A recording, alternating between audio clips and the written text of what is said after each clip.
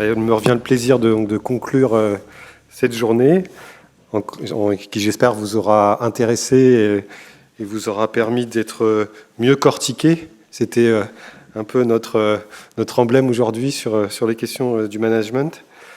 Alors comme dans mon titre, j'ai en charge la synthèse, je vais vous faire une petite synthèse personnelle de la journée, en tout cas de ce que j'ai pu en suivre et compléter par quelques analyses personnelles.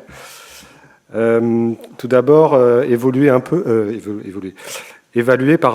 l'environnement dans lequel travaillent les managers, les encadrants.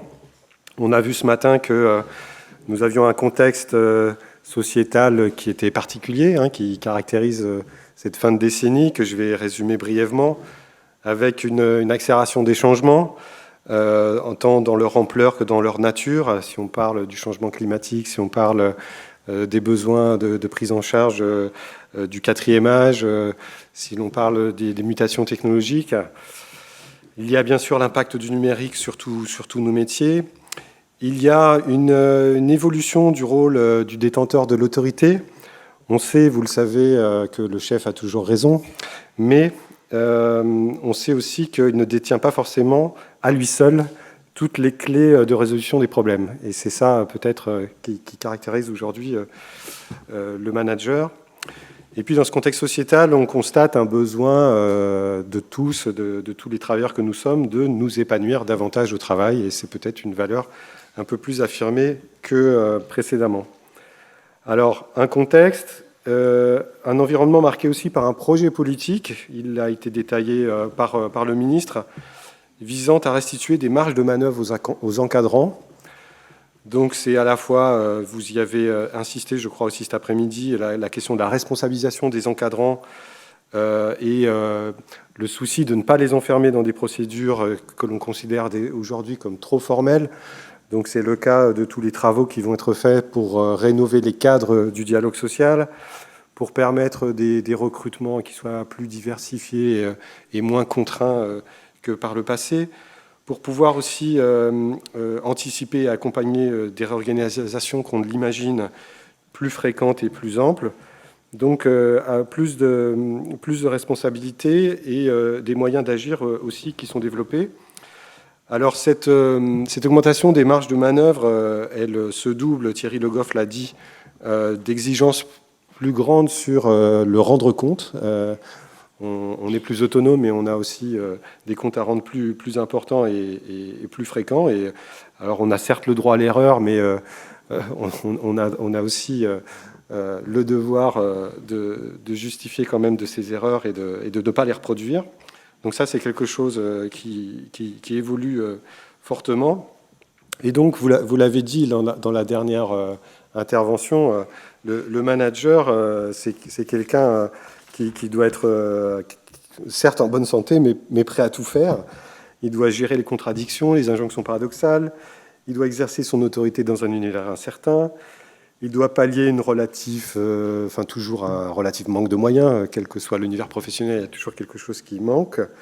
Mais en même temps, comme on dit maintenant, il doit responsabiliser, stimuler, développer une autonomie de ses collaborateurs. Il doit s'appuyer sur l'intelligence collective de ses équipes. Et il doit innover et donc exercer son droit à l'erreur, comme je l'évoquais. Alors, est-ce que c'est une tâche impossible ou pas ? Le dernier message que je voudrais passer, c'est que les managers ne sont pas seuls, puisqu'il y a une fonction RH qui s'investit pour venir au soutien de ces encadrants. Des DRH qui donc passent désormais des tâches de gestion à des tâches davantage d'accompagnement des encadrants et qui offrent beaucoup de prestations en la matière, qui n'hésitent pas non plus à contractualiser avec les directions métiers pour mieux répondre à leurs besoins et qui sont davantage en posture d'écoute des préoccupations des cadres et des agents. On l'a entendu, je crois, avec la directrice de la culture ce matin, montrer ce nouvel engagement de la DRH et cette participation de tous.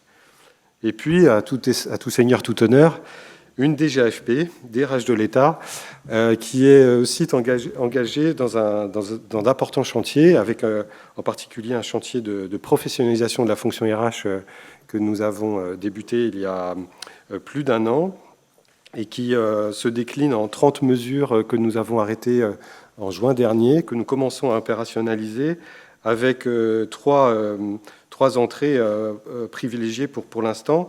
Comment travailler sur de nouvelles pratiques de recrutement et sur les nouveaux métiers induits. Comment développer les compétences des professionnels de l'ARH et des encadrants en matière donc, de restructuration et d'accompagnement et de conduite du changement. Et puis, dernier axe, comment travailler sur la fourniture d'outils de pilotage pour les encadrants et pour les RH. La DGAFP, vous l'avez compris à travers, je pense, cette journée, enfin, j'espère que ça a été le cas, cherche à donner aussi un certain nombre d'instruments et à faire valoir les meilleures innovations que l'on peut trouver dans le secteur public et dans le secteur privé. Donc, nous essayons d'avoir en la matière un rôle de prospective et de transmission. Je fais la publicité au passage, ça a été évoqué, je crois, par le ministre de la Bibliothèque des Initiatives, qui recense un certain nombre d'actions que nous avons pour les premières cofinancées, mais pas toutes. Cette bibliothèque qui est en ligne, que vous pouvez trouver via le site de la fonction publique, recense tous les projets innovants dans les domaines du management en particulier, mais aussi de l'égalité femmes-hommes, sur les conditions de travail. Enfin, on a plusieurs chapitres et des projets innovants de toute nature et de tous horizons. Nous avons aussi publié récemment un guide qui s'appelle « Oser l'innovation RH », qui vise à inciter les encadrants à travailler de manière différente quand ils doivent faire des animations de groupe, quand ils doivent justement réfléchir avec leurs collaborateurs sur des questions un peu épineuses ou nouvelles. Et puis, nous avons toujours l'ambition de développer le MRH. Nous continuerons les sessions sur le format que vous avez connu aujourd'hui. Et en scoop mondial, je vous annonce que nous souhaitons aussi nous investir, c'est encore un projet, dans la proposition d'un parcours spécialisé de formation du type cycle des hautes études pour les professionnels de l'ARH. Donc on est en train de travailler sur le projet et on aura à cœur de vous en reparler bientôt. Je m'arrête là après avoir remercié chaleureusement tous les intervenants, avoir salué les bureaux qui se sont fortement investis dans la préparation de ces journées, donc le bureau de la prospective de l'Europe et de la coopération internationale, le bureau en charge des questions managériales, donc à DGAFP, avec l'appui du bureau StratRH, donc une mention spéciale pour Sonia. Et je remercie Madame Burgade pour l'animation de cette journée.